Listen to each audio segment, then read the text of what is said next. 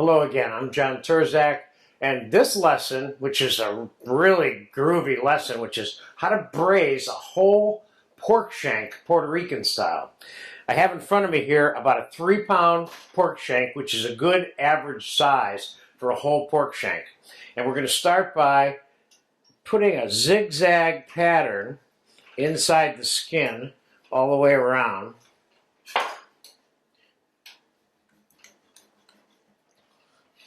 And we're going to season it with some salt and some pepper.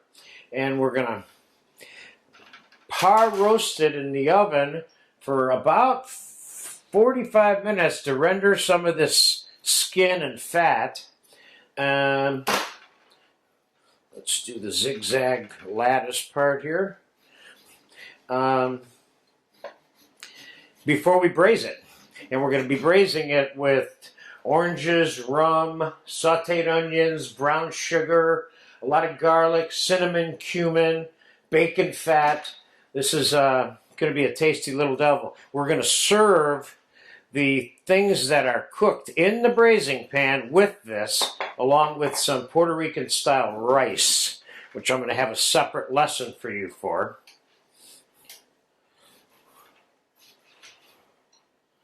Okay, we're just about done with this part. It gives the heat a little bit more access to the browning of the skin a little bit. So let's take this and put it on the rack. So we're going to roast it. I'm putting a little bit of oil on it because I want everything to stick to this that we're going to put on it. We're going to start with some salt.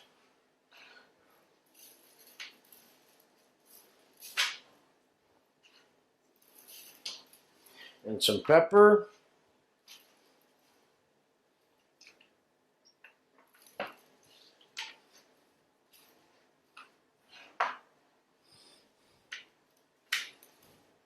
Talk about inexpensive cuts of meat. This would certainly be one of the least utilized pieces of meat. I've made this particular formula with pork butts before a number of times, and it's great. I'm going to grind some fresh cumin seeds.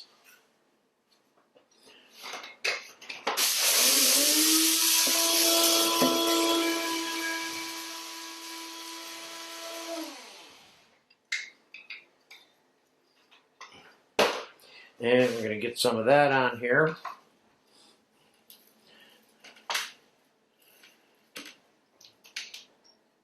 Now, we're going to set this bad boy into the oven to brown and render a little bit on a 450-degree oven. And that'll be in there for about 45 minutes. Meanwhile, I'm going to start the onions and some of the flavoring components that are going to go into the braising pan that this is going to be placed into after it's brown. So I have a hot pan back here. I'm going to start by putting 2 or 3 tablespoons of bacon fat into the pan. And I have about 1.5 quarts of large cut onions. Now the reason I haven't cut this large is because we're serving the braised pork shank with these onions as part of what we're serving. So I want them, since they're going to be braising in the oven for a couple of hours, I want to make sure that they are large enough so they don't get lost in the final meal. So I've got 4 cinnamon sticks here. I'm throwing that on the onions. I'm going to hit the onions with a little bit of cumin, a little bit more pepper. And I'm going to throw a couple of oranges in here that I'm going to quarter, because these are going to be removed later on. They're going to be devastated from the braising process. We've got a couple of oranges, and we'll put 1 lemon in there.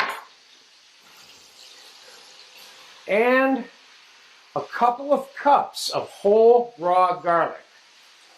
Now I'm going to babysit that while the pork shank is browning and rendering a little bit in the oven, and cook this carefully, being sure not to burn the bacon.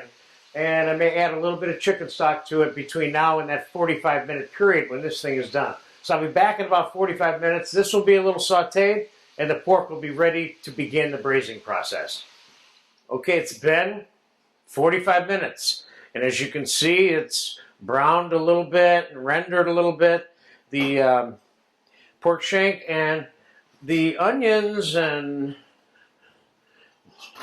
oranges and garlic and cinnamon have been cooking in the bacon fat, which I don't know why I told you I was going to burn the bacon. I don't have any bacon in there. I was concerned about burning the garlic before we fast forwarded this. But anyway, this has been cooked. I added about 2 or 3 ounces of chicken stock at one point to moisten it, turned it down a little bit.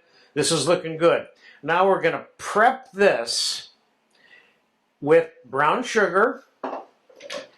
I have 1 pound of brown sugar here, also known as 2 cups, dark brown sugar. I have good dark rum here. I have 1.3 cups. I'm going to put this right on the brown sugar.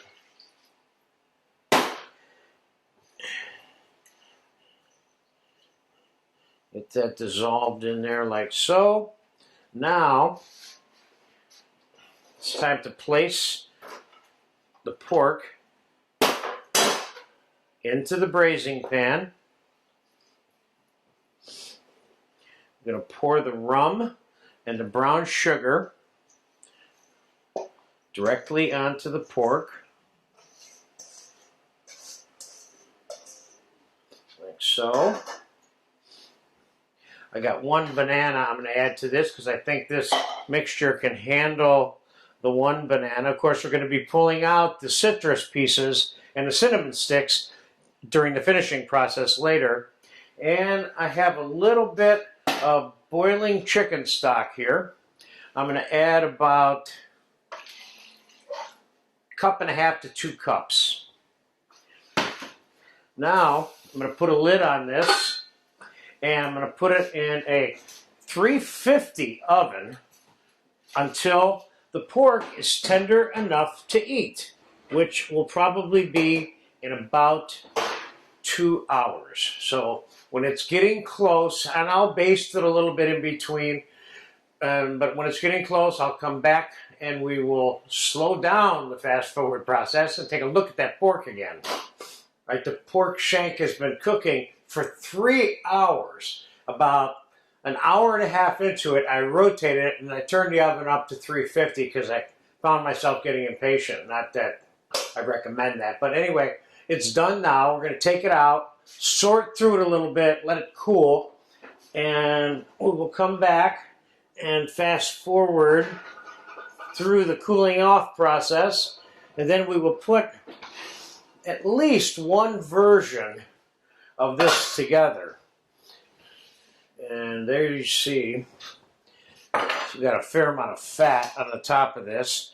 Let's get the pork shank itself out of there. Hold on. See if we can keep it in one piece, like so. See, it's tender. It's coming apart exactly the way I want it to.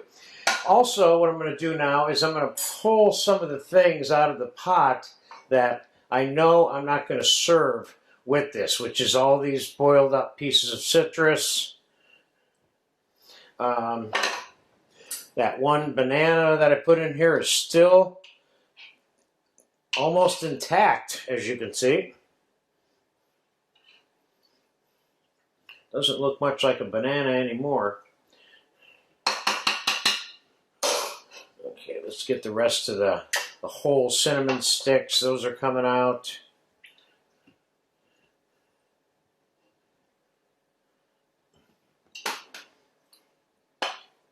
This way, when I strain this, which I'm going to do right now, the stuff that's left, which I told you in the first part of this video we're going to serve with it, which is all of these. Let's get the other 2 cinnamon sticks out of here. This looks good. This is one of those things you could easily serve in a bowl with some of this juice and whatever else you wanted with it, rice or noodles, etc. Let's get this strained.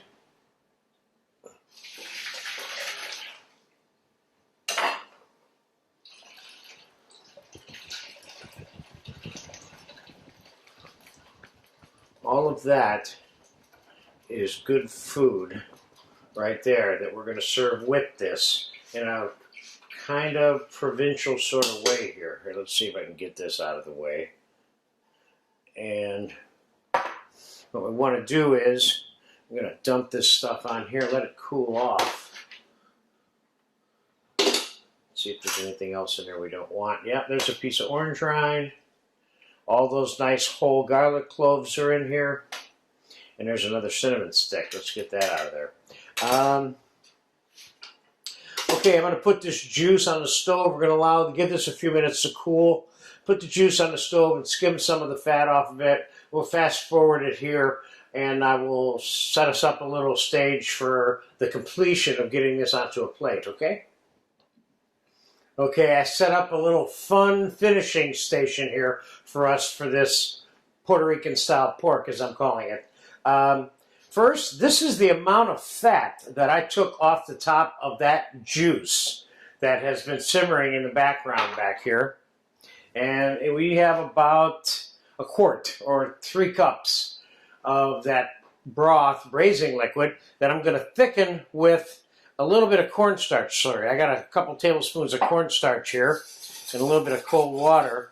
Before I dump that in there, I'm going to add 2/3 of a cup of apple cider vinegar to my braising liquid. Why am I doing that? That amount of brown sugar is going to make this sauce, in my opinion, a little bit too sweet to eat directly. Adding that vinegar makes a sweet and sour version of this. It makes that particular braising liquid a little more palatable. But all that sugar is good for the penetrating the pork shank during the cooking process. So I'm going to put together 2 different plates, or 2 different ways of serving this. One on a plate and one on a bowl. And I'm going to get the cornstarch into the mixture back here first, so this can start to be tightened up. I'm only putting half of it in there first. Let's see what that does before we start getting carried away here. And we're going to saute a little bit of banana that's going to be used for garnish on both of these. So let's throw the banana with some whole butter in a hot pan and pepper on these bananas. And flat side down in the saute pan. Now, you could be using plantains for this, certainly, especially since this qualifies as a really one traditional way of serving Puerto Rican braised pork. Bananas or plantains, either one. Okay, now let's pick through. I don't want to forget about those either.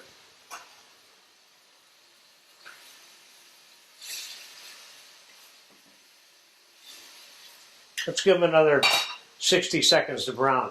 Now, let's take a little bit of the mixture here. It's still a little bit warm. And let's put a little bit of the braising mixture on the plate. Let's put a little bit of the braising mixture in the bottom of the bowl. Maybe a little more for the bottom of the bowl. All right, let's get these bananas off before I get in trouble back here. It looks brown enough for me, definitely. Those are perfect.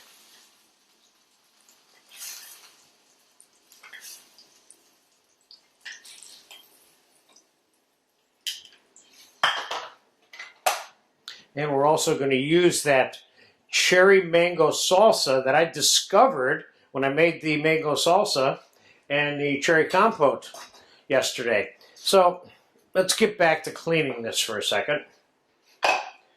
And let's kind of keep an eye on that sauce. You remind me about the sauce. Okay, the fat that I made latticed, if you will, let me slide this in here a little bit closer. This fat is all coming off now. But because I scored it, is part of the reason why it rendered and we got that much fat in the glass off. So that's all good. So what we want is just regular good pieces of meat. There's a nice one there, but let's wait and see. I thought I'd put a piece in the bowl that has the bone and the unboned version of this on the plate. First we got to get all this big bad fat off of here. Oh wow, this looks good. This looks very good. I can tell you, people around this particular little studio here have been dying to get their hands on some of this pork. Let's put some like that. And let's take a little bit more off of here. The guy in the bowl's not going to know that we did it. Okay, let's put this shank. So I ended up getting 2 good servings out of this 1 3-pound shank, give or take. And let's take a look at the sauce first. Sauce needs, I think, the rest of this cornstarch. It's not quite thick enough. And I'd like to get the rest of that scum off of there too that the cornstarch is causing to come to the surface.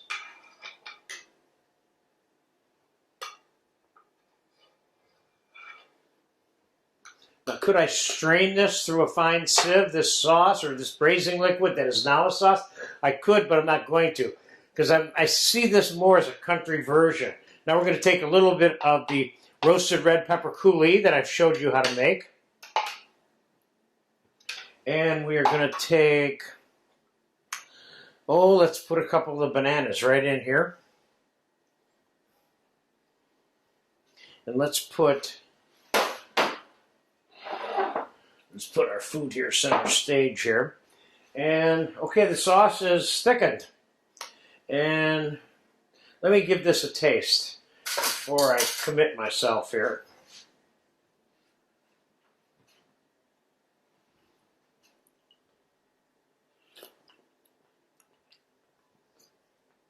Oh yes, this is much better with the vinegar added to it. So let's get some sauce going here. First on the food,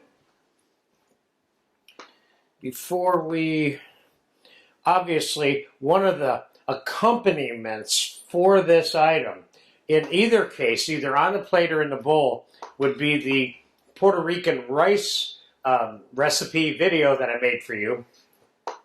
But noodles, boiled potatoes, roasted potatoes. Let's get some sauce on here. I could see the one in the bowl a little bit more with the noodles, and the one on the plate a little bit more with the rice. So let's get some of this salsa on here. Oh, this is starting to take shape here a little bit. Let's get our bananas up here on this one. Let's get salsa, cherry salsa all over this thing. Yeah, these are 2 possible suggestions. The fact of the matter is, this pork shank is so good, you don't have to serve it with anything. You just taste the braising liquid in the pork shank and eat it by itself if you want. So, I guess this is the kind of thing that the seasoned cook would do. That would be me. And I made this dish up, but I stayed within the parameters of the Puerto Rican guidelines. That's why I call this a Puerto Rican style, which is the rum, brown sugar, the bananas or the plantains. And in this case, I embellished this with a little coulis, made the braising liquid into a sweet and sour braising liquid, and put the cherry mango salsa on it. There you have it. Good luck getting to eat this, because that's exactly what we're going to do in a minute.